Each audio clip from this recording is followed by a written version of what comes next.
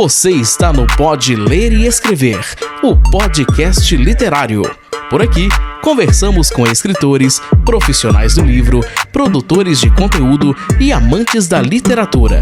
Chega mais e aprenda com a gente. Olá, pessoas. Estamos começando mais um episódio aqui no Pode Ler e Escrever. O nosso convidado de hoje, ele que é formado em odontologia e escritor. Uma carreira que começou recentemente, em 2021, quando publicou o seu primeiro livro, O Menino que Dormia de Chuteiras, que eu tive o orgulho de receber aqui previamente. Aloysio Júnior, tudo bem, cara? Como que você tá? Seja bem-vindo. Como é que tá, Juliano? Tudo bem? Um abraço aqui, é um prazer enorme participar aqui do Pode Ler e Escrever. Sou um ouvinte também assíduo aqui das resenhas. A gente tem muito que aprender, mesmo porque no campo da literatura eu sou ainda uma criança, sou um menino que está tentando dormir agora com a caneta nas mãos para poder escrever melhor. Esse termo escritor, eu tenho certeza que muitos de nós que escrevemos, ele passa por um momento assim de, acho que eu estou sabotando quando eu me intitulo escritor. Sim. Mas eu acho assim, depois de uma certa idade, estava até conversando aqui com o Juliano nos bastidores aqui antes da gravação. Sim. Eu faço 55 agora em outubro de 23. E depois de uma certa idade, a gente passa a ter menos pudor com vários assuntos. Então, esse termo escritor, eu aceito sim. Vou fazer uma analogia aqui bem para ser bem fácil de se ilustrar. Eu adoro jogar tênis. Jogo tênis bem? Mais ou menos. Mas nem por isso eu vou me intitular que eu não seja um tenista. Entendeu? Então, assim, quem está praticando, procurando melhorar sempre. E na escrita eu me considero ainda um escritor, assim, passos muito iniciais, apesar de já ter um livro publicado, que a gente vai conversar muito sobre esse menino aí que dormia de chuteiras. Eu acredito que eu ainda tenha muito a aprender, muito a oferecer ainda no mundo literário. Sim. Quando a gente começa a escrever, até depois de um livro publicado, ainda soa um pouco estranho falar que é um escritor, né? Assumir isso como um ofício, seja, por mais que na maioria das vezes a gente não tenha isso como função principal ou única atividade exclusiva, mas ainda soa estranho, a gente tem que meio que ir acostumando, né?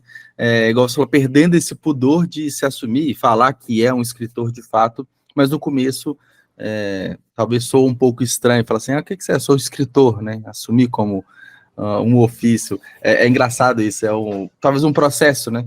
Até porque, na minha visão, né? Não sei se você concorda, mas a escrita é um processo relativamente longo, assim, entre você ter uma história, começar a escrever, desenvolver todo o livro, enfim, prepará-lo e publicar. É uma jornada longa. Então, de repente, a gente se aceitar como escritor também seja algo longo, né? Então, e nós somos tanta coisa nesse mundo e não somos ao mesmo tempo. É filosófico, né? Sim, mas exato. porque eu sou um coronel aposentado da polícia, sou cirurgião dentista, sou escritor. Quem tá assistindo aí, tá vendo o vídeo aqui do podcast, atleticano, como é que você... isso faz parte, tá. E eu tenho certeza que as pessoas que torcem para os outros times também, que gostam, que tem essa relação umbilical aí com os times de futebol, pensam da mesma forma. Então a gente pode ser um tanto de coisa nessa vida. Se assumir é um processo mesmo de aceitação que às vezes leva tempo mesmo. E dessas 4 coisas, vamos colocar assim, que você falou, né? Coronel da polícia, cirurgião e dentista, escritor e atleticano, né? Eu acredito que ser atleticano foi a primeira delas que surgiu na sua vida, né? Porque geralmente vem desde criança, passa de pai para filho. E conta pra gente como que foi essa relação. Inclusive foi uma pergunta que eu fiquei curioso de saber. Eu perguntei pro Betinho, né? Betinho Marques, que esteve aqui semanas atrás. Inclusive foi o gatilho, né, que nos conectou.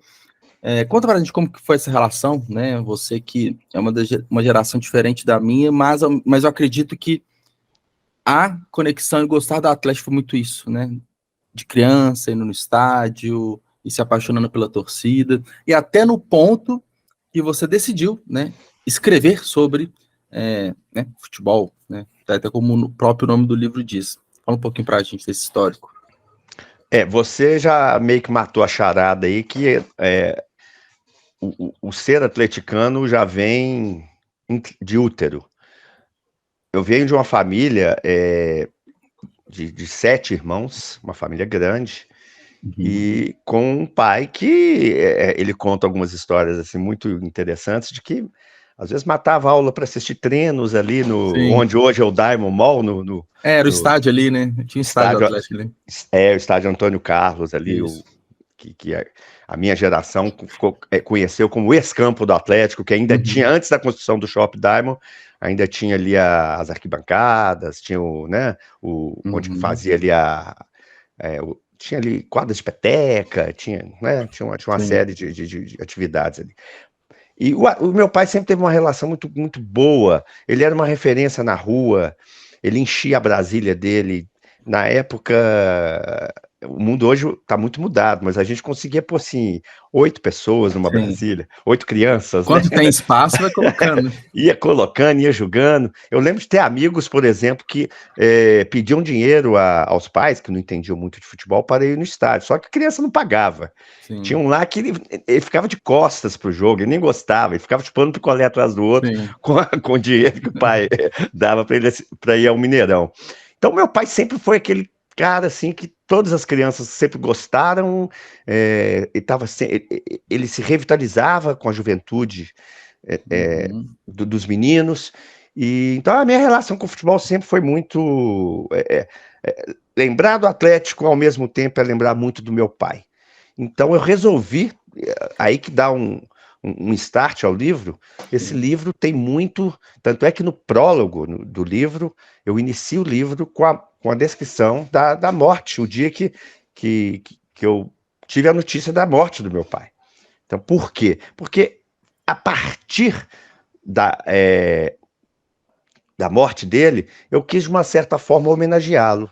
Então, esse livro, quando traz as histórias, as lembranças desse menino que dormia de chuteiras, que é o meu alter ego, eu consigo lembrar desse amor que existia na minha família, que existe até hoje, na ausência dele, que vai fazer com que esse amor não exista mais, né? Mas, então é isso, lembrar do Galo é lembrar do meu pai. E tem uma coisa curiosa, que tem a ver até com a cronologia dos times aí. Eu tenho os 2 irmãos mais velhos, são cruzeirenses.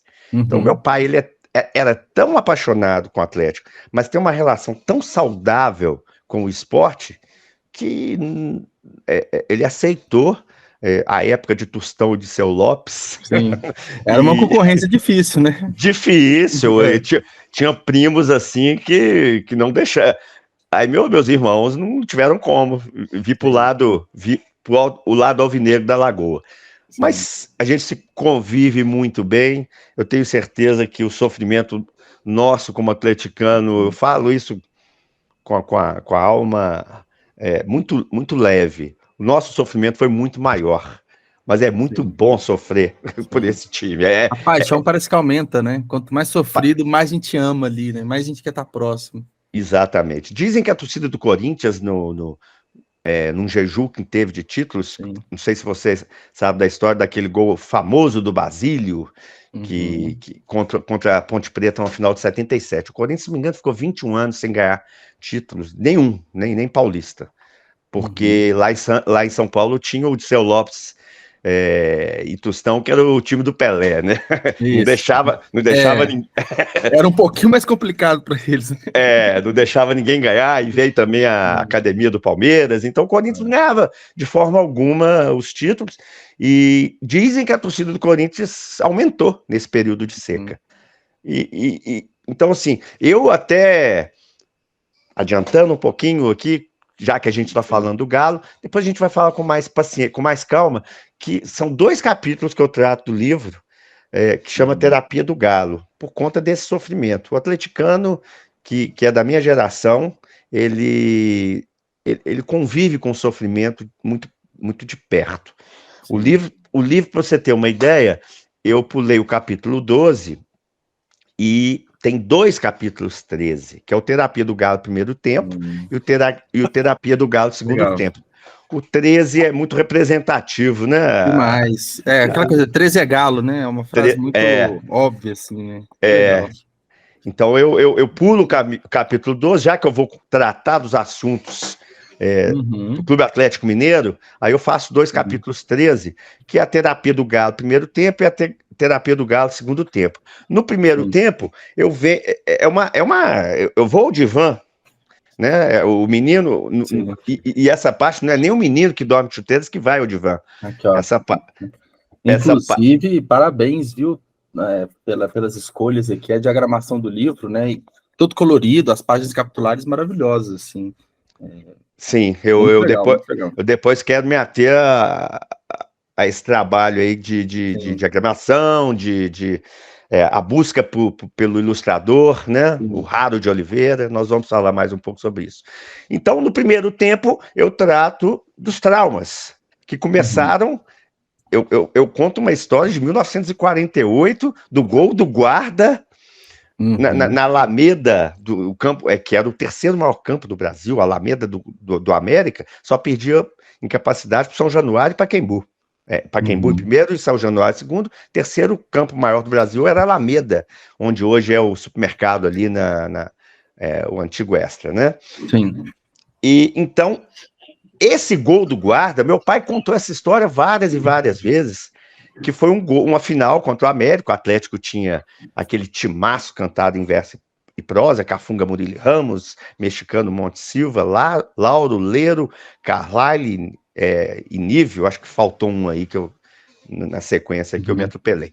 Pois então, o Atlético perdeu essa final e teve um gol que todos juram que o meu pai jura que estava lá no estádio e viu que pegou na perna do guarda e entrou. Então eu ponho esse menino de chuteiras para viajar no tempo para saber, para assistir esse momento histórico. E na hora que vai acontecer o gol, uma pessoa levanta na frente do menino e ele fica sem ver se pegou no guarda ou não. Que deixa para a história. Eu acho que o mais gostoso é a gente ter história para contar no bar. Se pegou ou não pegou, isso é irrelevante. Então eu venho contando esses traumas e aí o segundo tempo é a nossa redenção, né, com a Libertadores em 2013. Então, assim, foi muito prazeroso julgar essas metáforas. Eu sou assim, quando eu escrevo, eu gosto muito do uso de metáforas. Inclusive, é uma coisa pela qual eu até tenho que frear um pouco, porque eu acho que o processo meu de reescrita, de cortes, cortar muitas vezes o abuso das metáforas. Porque é como se... porque até uma pessoa que me orientou na escrita, que é o Ivan Capdeville Júnior, aqui de Belo Horizonte, mestre em letras e tudo. Então eu tive esse acompanhamento longo para reescrever o livro. Ele falava muito: calma, Aloysio, deixa o leitor saborear a primeira metáfora. Você já jogou uma metáfora tão bela aqui, na hora que ele está saboreando, você já vem com outra. Então, assim, aquela coisa de iniciante, a gente vai atropelando, né? Para falar a verdade, escrever é uma arte das mais difíceis, inclusive para não iniciantes. Eu acredito que até escritores experientes, quando vão se deparar, agora eu vou escrever sobre isso, a página em branco,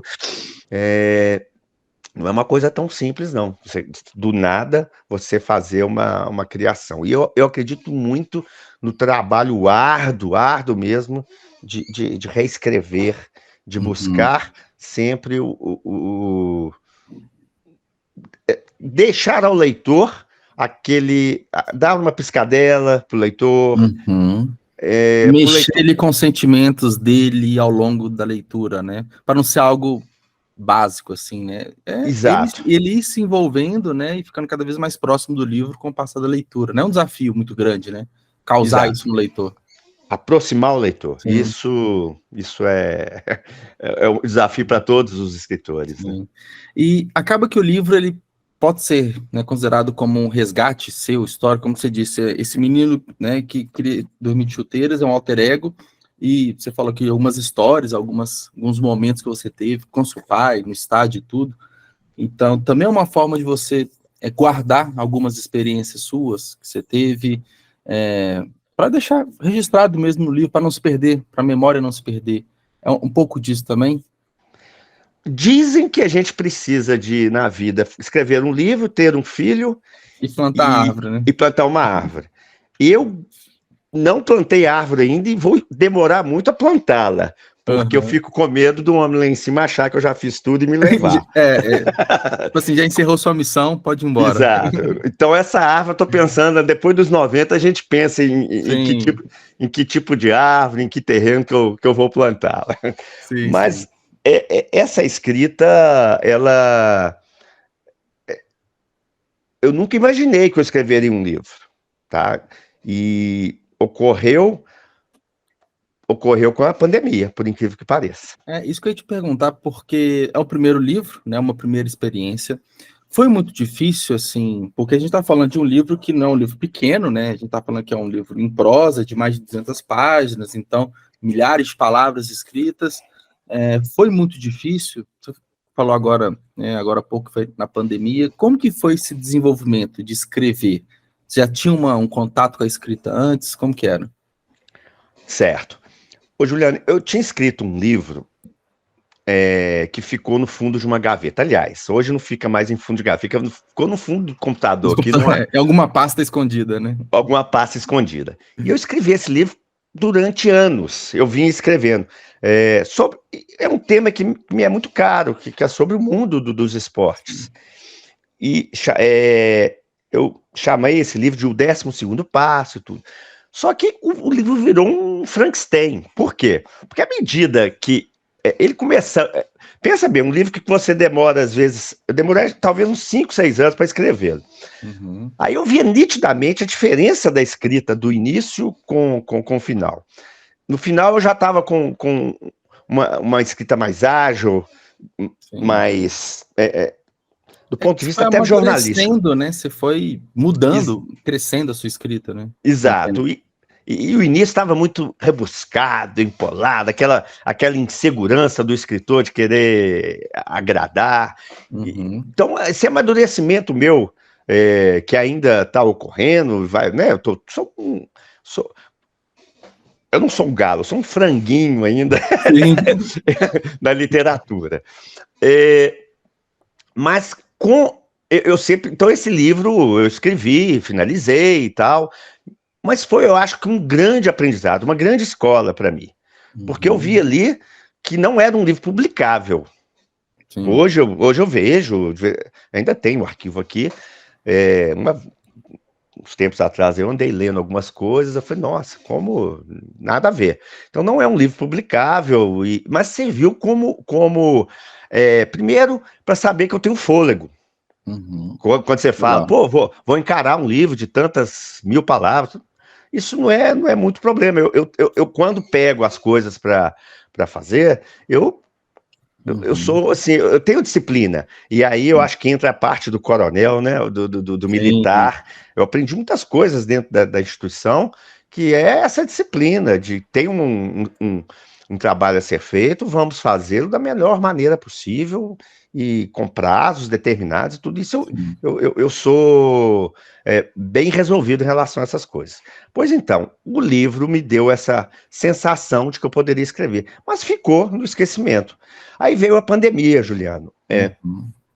Sem brincadeira. Eu não sei a data exata, foi em março de 2020, segundo dia do fechamento, que o Brasil fechou todas o Brasil parou, né? Por questões óbvias, o setor de odontologia era o mais assim que tinha uma preocupação maior do ponto de vista epidemiológico pelo contágio óbvio da proximidade do dentista com o paciente, os aparatos pela qual o dentista tinha que fazer o atendimento nessa época, puxa vida, era quase assim, você está entrando na NASA para alguém atendê-lo. Pois então, eu trabalhava, né, nessa época, ainda na Polícia Militar, em 2020, e houve uma diminuição muito grande da carga de trabalho. Então, parou os atendimentos no consultório particular, o consultório ficou muito reduzido, a gente passou a fazer muito atendimento até via telefone, de orientações e tudo. A gente atendeu praticamente as urgências odontológicas. Então, eu fiquei muito ocioso e aquela inquietação que a pandemia gerou, acho que em todas as pessoas. Isso, de repente, eu comecei a fazer. Eu também, apesar de ser uma geração mais antiga, eu aprendi a escrever com facilidade no celular. Então, às vezes, na cama mesmo, antes de acordar e não ia trabalhar no dia, ficava ali horas. Sim. No celular. Ocupando, né? Se ocupando o tempo escrevendo. Exato. Então, eu escrevi uma crônica, 2, 3, aí ia para o computador para melhorar. Eu acho que existem várias maneiras que a gente consegue fazer a leitura do texto, seja o texto impresso, um texto via computador, um texto via celular. O nosso cérebro acho que funciona de maneiras bem distintas, né? Sim. E então, depois de algumas crônicas, eu falei, puxa vida, aqui tem alguma coisa sim. E comecei a amarrar as histórias com esse menino que dormia de chuteiras. Passei a publicar algumas coisas em redes sociais, até um dia que eu resolvi procurar o Ivan Capdeville, depois de uns 5 meses de escrita, uns 4, 5 meses de escrita, procurei o Ivan Capdeville para me ajudar a fazer uma mentoria literária. E ele falou, puxa vida, que bom, Luiz, que você me procurou. Eu vi um texto seu na internet e tudo, vi que tinha muito potencial, mas fiquei sem graça de apontar algumas coisas que poderiam ser melhoradas. Que bom que você me procurou. Agora poderia falar à vontade, né? Exatamente. Como foi estabelecido um vínculo ali de trabalho, poxa vida, então assim, se eu demorei aí uns 5 meses para escrever, a reescrita talvez tenha demorado o dobro. Sim. Então, o tempo, eu devo ter demorado aí por volta de 1 ano e meio para Entre escrita e reescrita. Era uma coisa assim, e aí que entra a disciplina, porque existem algumas pessoas, primeiro, algumas pessoas que não gostam muito de que seja apontada situações do texto. Não tenho recato nenhum em relação a isso, e o Ivan, ele soube desde o início que a gente tinha muita liberdade nessa troca. Então o texto às vezes eu lembro o texto A, aí virava B, C, D, E, F, G, H, I, J, acho que já chegou até S, T, e cansativo, muito cansativo, mas eu sentia a melhoria do texto e isso ia me alavancando para fazer essa edição textual. E o texto me levou a procurar fazer o melhor livro possível. Eu falei, se eu tiver cuidado, eu tenho que ter cuidado. Primeira coisa, acho que de um livro, é ter o cuidado com o texto. É o primeiro básico. Ponto, né? É o primeiro depois ponto. que o texto está escrito, que aí entra uma outra etapa que é preparar e publicar, né? Que aí, Exato. E aí, nessa etapa, você já tinha conhecido as 7 autores? Foi a primeira opção? Como que foi esse processo pós-mentoria, pós-revisão textual? Sim. E sempre uma primeira experiência, né? Então, imagino que era tudo muito novo para você, né? Exato. Na verdade, não foi nem pós, foi trans, tudo junto, né? Ali, né? Tudo junto. Durante o processo que eu estava escrevendo, eu contratei ilustrador, eu vi o Raro de Oliveira, eu vi muitos trabalhos na internet, e graças a Deus a internet tem essa possibilidade de aproximar pessoas, né? Hoje eu estou aqui conversando com você, Juliano, graças à internet. Sim, 100%. E então, procurei vários ilustradores, gostei muito do trabalho de um carioca, radicado há muitos anos em Curitiba, o Raro de Oliveira, e ele tem um traço, assim, ele participa de um movimento de desenho, chama Urban Sketcher, que é as pessoas que saem às ruas para ilustrar casarões, paisagens urbanas de maneira geral. Gostei demais do traço, o traço do Raro, né? E aí a gente foi conversando e ele gostou, eu apresentei o texto, ele também gostou do texto, e assim, eu acho que é um diferencial desse livro, porque a edição, eu falei, não, eu vou financiar, vou gastar o dinheiro, que foi um sonho de vida, essa primeira publicação, então quis fazer as ilustrações coloridas, e ele foi, assim, dei total liberdade criativa ao Raro, sabe? À medida que ele ia lendo, ele ia fazendo as suas ilustrações, e isso quando você fala, eu me atropelei muito nesse processo todo. Tudo muito novo para mim, tudo, poxa vida, eu centralizei, de uma certa forma, eu costumo falar que eu fui assim, não é uma autopublicação, mas não deixa de ser uma autopublicação, porque eu que gerenciei praticamente o processo sem conhecer muito, conhecendo tudo no caminho. Então eu procurei o ilustrador e tinha aqui até um bastidor interessante do livro, que eu me atropelei um pouco, que eu tinha contratado um capista. Sabe? Isso antes de conhecer o Raro, né? Eu tinha contratado um capista, e logo depois, muito pouco tempo depois, eu contratei o ilustrador. E, por questões profissionais, eles não se afinaram muito. Duas mentes criativas, né? Às vezes, um quer fazer de um jeito, outro quer fazer do outro. E eu tive um problema, mas assim, eu não vou citar o nome do capista aqui, mas graças a Deus ele foi super assim, correto comigo, ele teve o entendimento de que eu tinha, que eu não abria mão do ilustrador e que eu deveria continuar com o ilustrador e procurar um outro para fazer essa diagramação.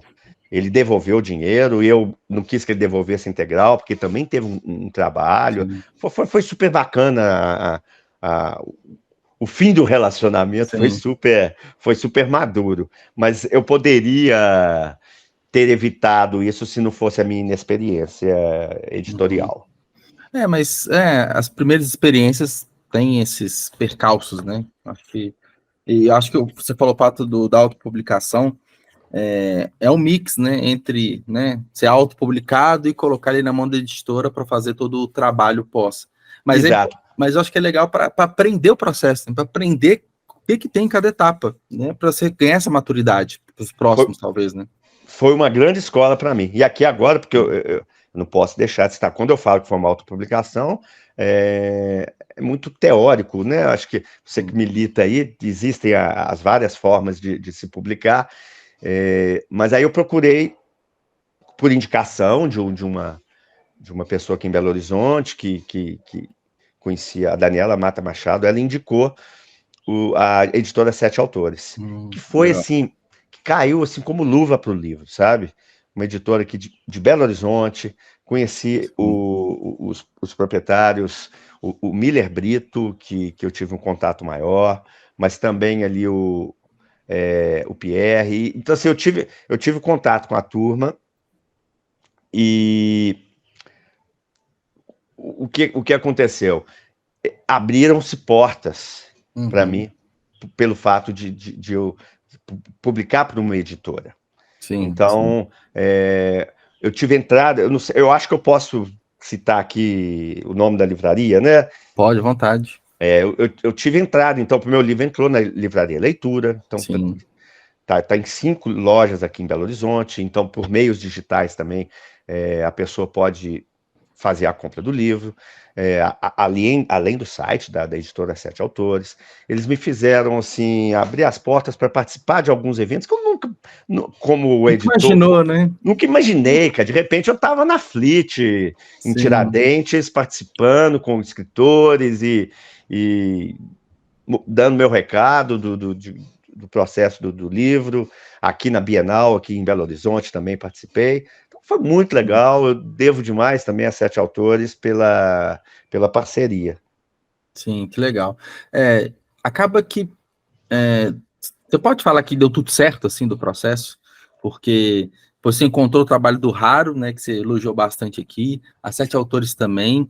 Eu só me fugiu o nome talvez do mentor, né, literário que te ajudou no começo, na preparação do texto.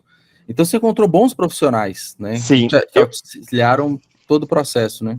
Sim. Ô, Juliano, eu costumo brincar aqui que tá... Ou vai bater uma porta aqui.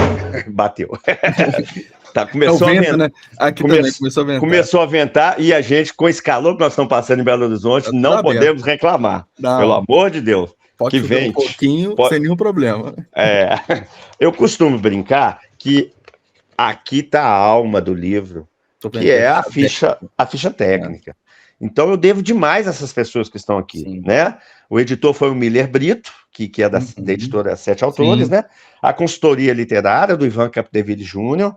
O projeto gráfico foi feito com Pierre Timóteo. Então ele fez tanto a capa quanto o miolo legal. Do livro. As ilustrações do Raro, ele fez a ilustração para a capa também. E tem aqui duas revisões, né? Uma com a Ronise Aline e uma pós-revisão, que é o Guilherme Henrique. Então vamos lá. A Ronise, ela fez uma... Eu paguei uma leitura crítica. Eu acho importante a gente ter... Na verdade, eu tive duas leituras críticas. Eu participei de dois processos de leitura crítica. Então, assim, a Ronise apontou alguns caminhos e foi muito legal. E o Guilherme, que foi indicado pela Sete Autores, fez a revisão final. Pô, o cara super... Eu acho, assim, para as pessoas que pegam um livro e começam a folhear, acho que elas não têm ideia do trabalho que é, cara. É desumano, às vezes. Eu acho que não tem ideia e não tem a noção, o tamanho da satisfação que é do autor pegar o próprio livro e folheando e ver tudo deu certo ali, que tudo no final se materializou no livro. Pegar o próprio livro físico, pelo menos para mim, comigo foi assim, acredito que você também, é algo, cara, é sensacional, né? É indescritível. Só quem tem sabe falar exatamente o que é. Eu até pedi ao meu filho aqui para fazer um vídeo na hora, porque eu queria que captasse. Aquela primeira reação, né? Abrindo a caixa e pegando o livro, folheando o livro pela primeira vez, incrível. É indescritível realmente. E então, assim, esse trabalho que se tem nos bastidores do livro são pessoas abnegadas, pessoas que gostam. O Guilherme, que fez essa revisão final, cara, a gente trocava mensagens uma atrás da outra de detalhes assim. Porque o meu livro, tem muitos nomes de atletas.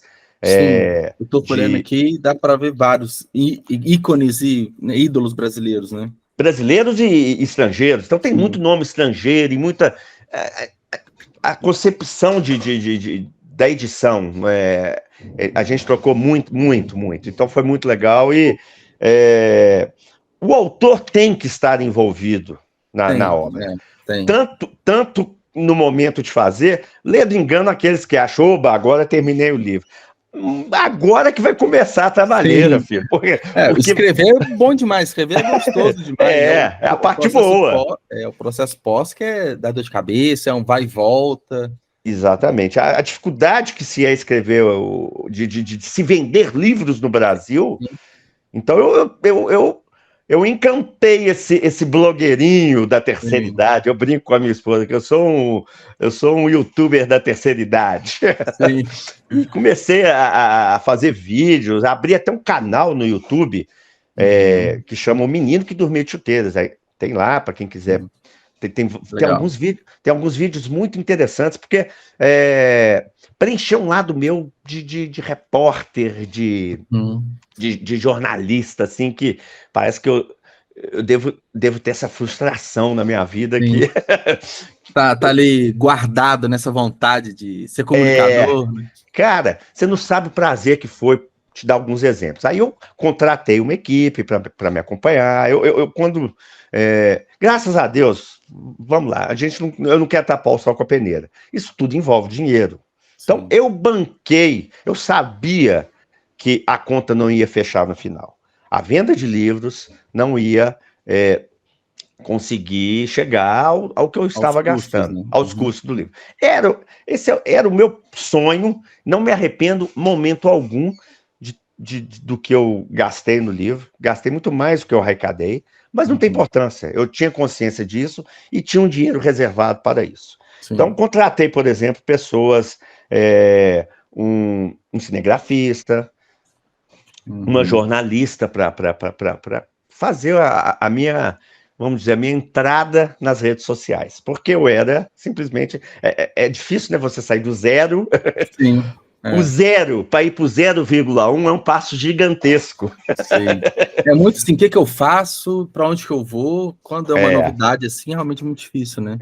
Então, quando eu me vi entrevistando, dentro do ginásio do Minas Tênis Clube, eu consegui entrevistar o Elberto e o Pelé do vôlei. Sim. Eu fiz ali uma entrevista com eles no YouTube. Entrevistei aí eu fiz algumas outras entrevistas, fui na Câmara, desculpa, na Assembleia aqui, entrevistei o João Leite, entrevistei o Joãozinho do Cruzeiro, cara, o ponta esquerda. Ele é marcante, né? Ele é marcante. O cara estava nos Estados Unidos, eu consegui fazer uma live com ele lá dos Estados Unidos, gravei. Então, assim, eu amo essa paixão aos esportes com dignidade, com respeito. Eu gosto mais do Cruzeiro, já. É esquisito te falar isso. Eu não tenho esse ódio que todo mundo, que o atleticano tem. Não tem. Vou torcer sempre para o Cruzeiro perder, porque esse é o papel de torcedor.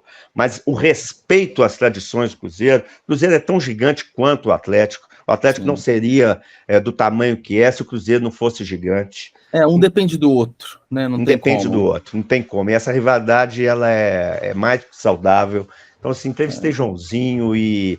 Pra você ter uma ideia, o Joãozinho quebrou a perna num jogo contra o Sampaio Corrêa em 1981. Uma fratura feia que ele teve no Mineirão, que o impediu de disputar a Copa de 82. E eu fui atrás do algoz, entre aspas, que foi o zagueiro Darcy Munique. Fiz uma entrevista com o Darcy Munique. E aí, na minha live lá com o Joãozinho, eu peguei a imagem e joguei para ele, quem estava mandando um abraço para ele. O Joãozinho chorou, eu chorei de cá. Sim.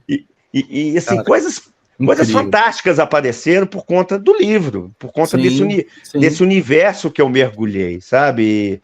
Então, quando você fala, se eu me arrependi de alguma coisa, de nada. Errei muito. Sim. Mas, que é natural do processo também. Que é natural e espero que eu continue errando muito, porque... É sinal que está fazendo, é sinal que está tentando, que está criando, né?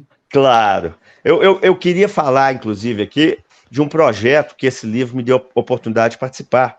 Sim. Eu colaborei com uma escolinha de futebol no interior do Maranhão, cara. Pô, pensa bem, onde que seria possível... né, por isso que eu sou grato à internet e tudo. Até onde que chegou, né? Tipo... até onde chegou. Vou te dar um porquê. Aí muita gente pergunta, mas por que tanta gente precisando aqui tão perto de você? O que aconteceu? Tem um padre que chama Padre Hernani, no povoado Bom Lugar, lá no Maranhão. Na divisa, eu estive lá. Nadei no Rio Tocantins, que divide o estado Tocantins com o Maranhão, e a cidade é lá na divisa. Então eu fui nesse povoado e tudo, mas antes disso, o Padre Hernando, ele é um cara assim, fantástico, cara, que tem uma biblioteca super bacana lá nesse povoado. Ele é um agitador cultural da cidade, da região, inclusive. E ele viu tal, e pediu livros, aí eu mandei alguns livros, alguns exemplares do Menino que Dormiu de Chuteiras para lá. E teve um menino que começou a mandar fotos com chuteira, lendo livro, dormindo, e pá. E o Padre Hernani, o eu pegar aqui só um instantinho, Tá. que tem é o Natanael, que tem esse troféu aqui, que eu vou explicar o que aconteceu com esse menino. Esse menino tirava essas fotos e tudo, e o padre falou, pô, ele é o seu maior fã, cara, ele não tira o livro debaixo do braço, ele é poeta, ele escreve. Eu falei, pô, cara, eu quero ir lá conhecer esse menino. E essas voltas que o mundo dá, que nem sempre são flores, o padre um dia me manda uma mensagem falando que o menino estava hospitalizado e veio a falecer. Então, assim, ele, por uma apendicite, alguma coisa assim que supurou, ele faleceu. E aí eu fiquei muito sensibilizado e falei, padre, eu já queria ir no povoado, agora eu faço questão, mas quero ir de uma forma que eu possa ajudar a comunidade. Então, eu movimentei as minhas redes sociais e falei, todos os livros daqui para frente que eu consegui vender vai ser revertido para o projeto de uma escolinha de futebol lá. Comprei bolas, comprei uniforme, eu comprei muita coisa, uniforme de goleiro, luva de goleiro, tudo muito, sim, feito de personalizado, sabe? E tem lá o Luiz, tem um campo de futebol lá do fundo da casa da mãe dele. Ele participa, na verdade, ele é que está à frente dessa escolinha. Então, assim, eu fui lá e consegui, cara, e as pessoas abraçam, né, essas ideias. Eu consegui arrecadar, tipo, uns R$8.000, cara. Pô, com legal, venda cara, incrível. Com venda de livro, é muita coisa, né? Então, assim, eu sou muito grato ao menino que dormia de chuteiras. Eu consegui. Eu fiz uma tiragem de 1.000 livros. 200 livros ficaram para a editora, para a livraria, leitura. Eu fiquei com 800. Desses 800, Juliano, eu devo ter vendido ali por volta de uns 550. 250 eu doei. Porque se tem uma coisa que é um barato, é você presentear pessoas que gostam de ler, pessoas que vão dar valor ao livro, poder presentear. Então, nesse livro eu pude realizar esses pequenos luxos de um escritor que não é possível, né, de uma forma geral. Não será a abordagem para o próximo livro que eu estou escrevendo, né? Agora, eu realmente quero ter uma outra... É uma outra história. Aí que seria a próxima pergunta, né, a gente... chegando à porção final do nosso episódio, esses planos literários, porque por tudo que você falou, inclusive dessa ação social, que, cara, é muito incrível o que a literatura nos permite fazer, alcançar, né, muito além do livro em si, né, por tudo que você falou, eu imaginei que você não ia ficar somente no primeiro livro. O que você tem planejado? Já pode falar alguma coisa, soltar alguma informação exclusiva no próximo livro? Eu estou correndo atrás ainda do tempo perdido na literatura. Eu deixei de ler por muitos anos, por conta da profissão, por conta...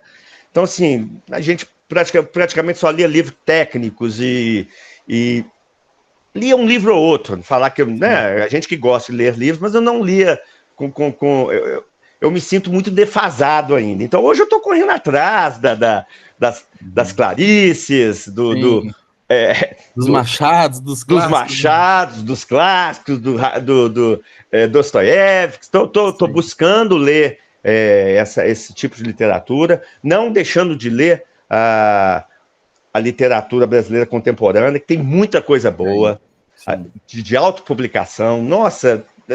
Então, eu estou tentando ficar antenado mesmo, lendo muito mais do que eu lia antes. Graças a Deus, a aposentadoria está me permitindo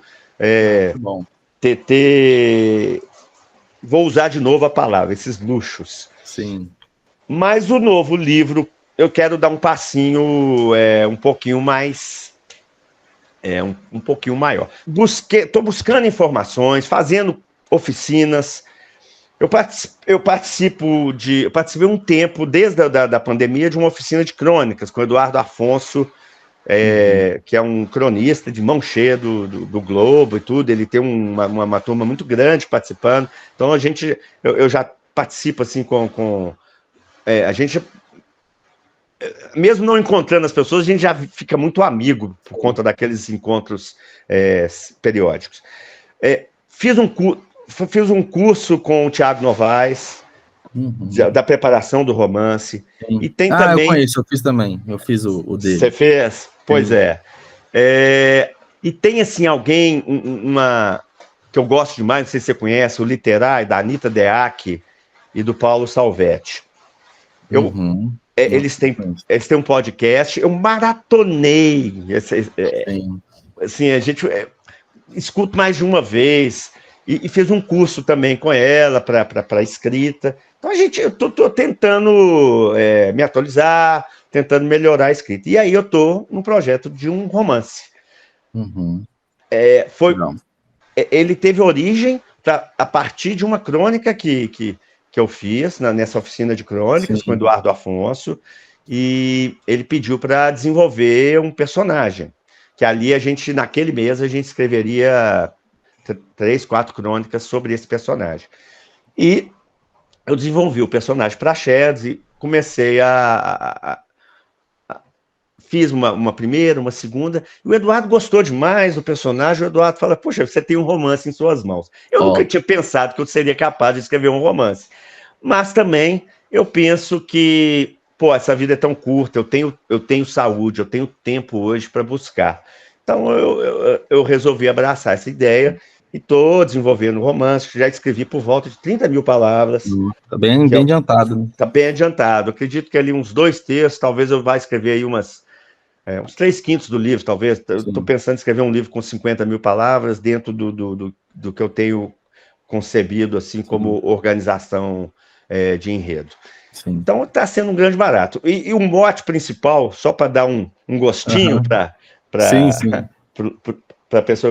todos que estão nos acompanhando, esse Praxedes, ele era um jovem ali no Rio de Janeiro, ali por volta no início dos anos 70, ele, numa redação de jornal, ele estava acompanhando Nelson Rodrigues, e Nelson Rodrigues, de repente, escreveu uma crônica, não gostou, amassou e jogou no lixo.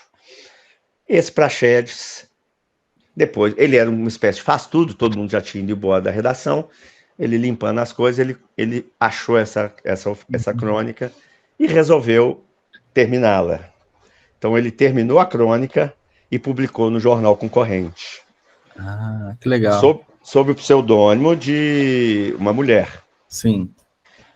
E Nelson Rodrigues gostou muito e entrou na brincadeira e passou a fazer crônicas semanais pela metade para o Praxedes. Que legal.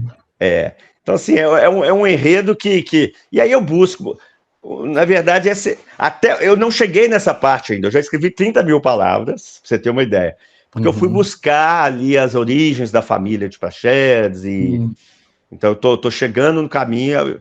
No exato momento da nossa conversa, ele chegou ao Rio de Janeiro e agora ele vai conhecer ali esse momento, a efervescência ali do cultural dos anos, um ano de 1968, não por acaso eu escolhi esse ano, por causa da agitação cultural política que houve, a morte do estudante Edson Luiz, a passeata dos 100 mil, e foi um ano que eu nasci, então eu acho um ano assim, icônico para eu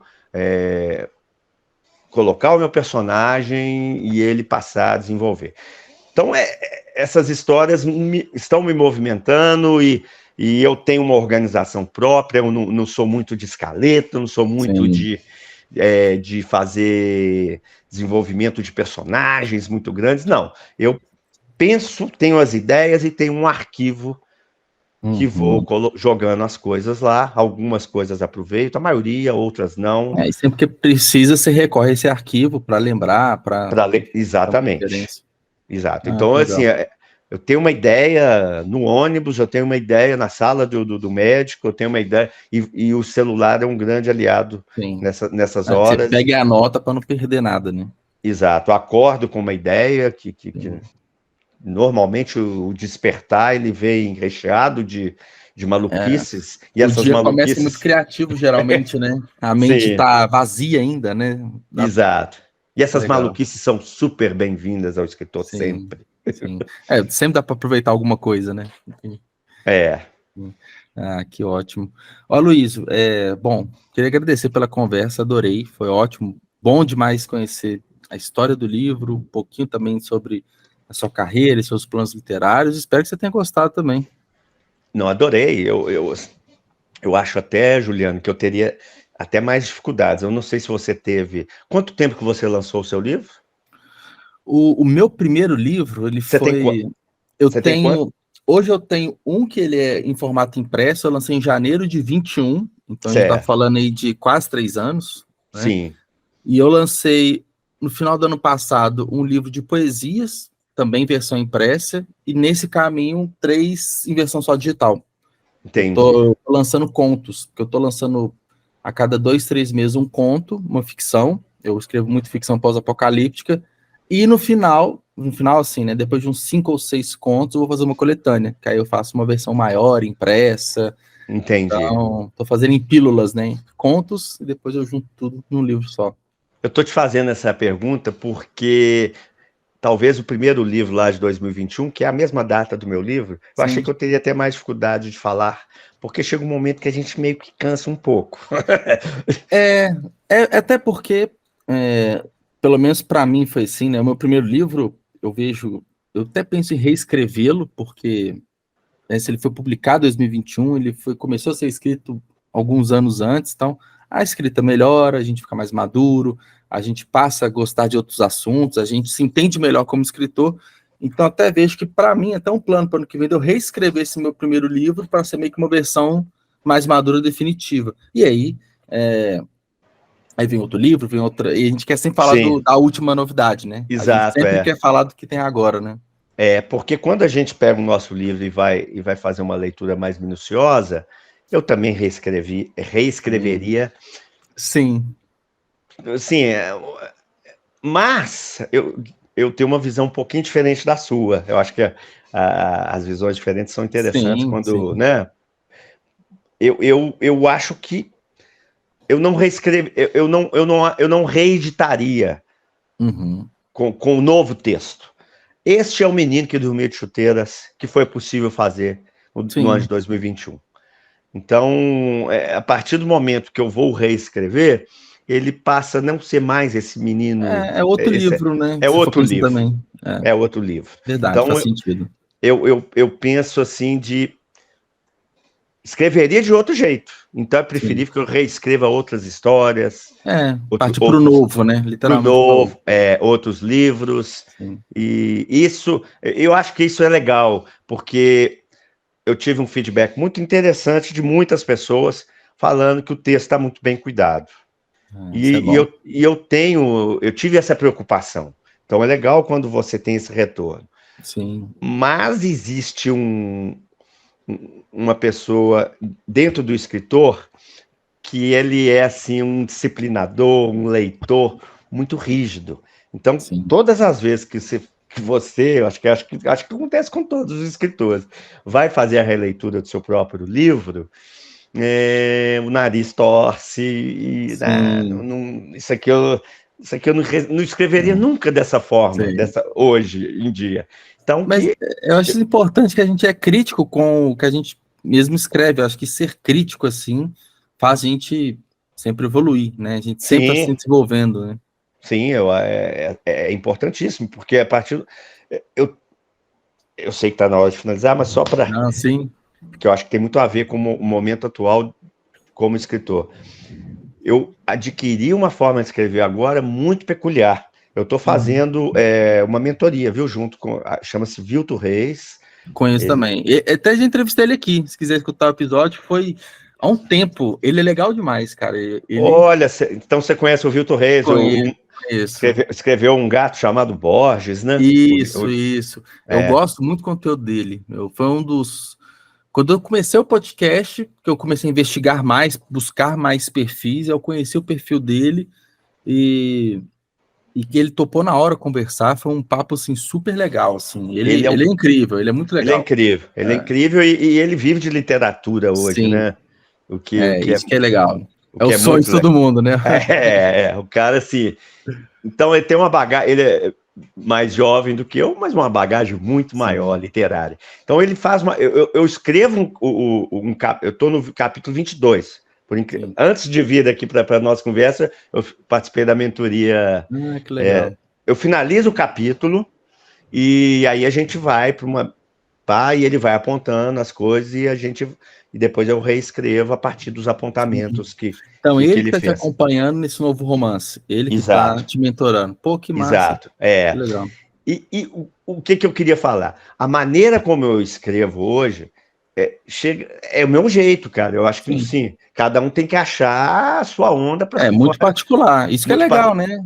Imagina todo mundo escrevesse igual, né? Que fica uma coisa assim doentia, cara. Eu fico no parágrafo reescrevendo, reescrevendo. Porque é isso, cara. É o leitor que está aqui dentro que tem que ter essa sensibilidade. Então, e eu tenho reparado que as primeiras mentorias eu tive que mexer mais no texto. Eu estou conseguindo adquirir uma maturidade de que ele está apontando muito menos. Mostra uma clara evolução, né? Um claro desenvolvimento. Mas se eu fosse enviar na primeira versão, ia ficar muito ruim. É porque eu escrevo, reescrevo, eu apago. Eu não ficar satisfeito mesmo, né? Exato. Eu não tenho preocupação nenhuma em apagar o que eu escrevi. Antes eu tinha essa preocupação. A gente se acha demais, o que é uma... Ficou muito apegado ao próprio texto. Tem que desapegar. E a partir do momento que eu desapeguei totalmente em relação a isso, que legal. Eu vou julgando, às vezes jogo um parágrafo inteiro no lixo, para nunca mais mas por um bem maior, vamos colocar assim. Por um bem maior. Aquele parágrafo, aquele texto foi importante ter sido escrito para aparecer o que estava de trás, por detrás dele. O novo texto não surgiria se não fosse o antigo que foi apagado. Exatamente. Então, essa forma de elaborar esse romance eu tenho achado muito interessante, muito desgastante, muito cansativo, mas para quem gosta... faz parte do processo, a jornada é essa, né? A cachaça é boa, senão a gente não torceria pro Atlético. Exato. Aquela coisa, se não é sofrido, não é Atlético Mineiro. Exatamente. Então, Juliano, muito obrigado pela conversa, viu? E ao Luiz aqui, que está na retaguarda, foi um prazer enorme reencontrá-lo aqui, sabendo que ele trabalhou aí na diagramação da capa do livro do menino que dormia chuteiros lá das 7 autores. Então, Luiz, minha continência para você. Valeu, Luiz, muito obrigado, sucesso, e quando você for lançar o novo livro, manda mensagem para a gente fala sobre o novo livro, tem portas abertas aqui. Com certeza, o escritor nunca pode ter vergonha, ele tem que ser... Tem que ser cara de pau. Cara de pau, exatamente. Ótimo, bom demais. Obrigado, Luiz. Um abraço para você, viu? Um abraço. Tchau. Tchau.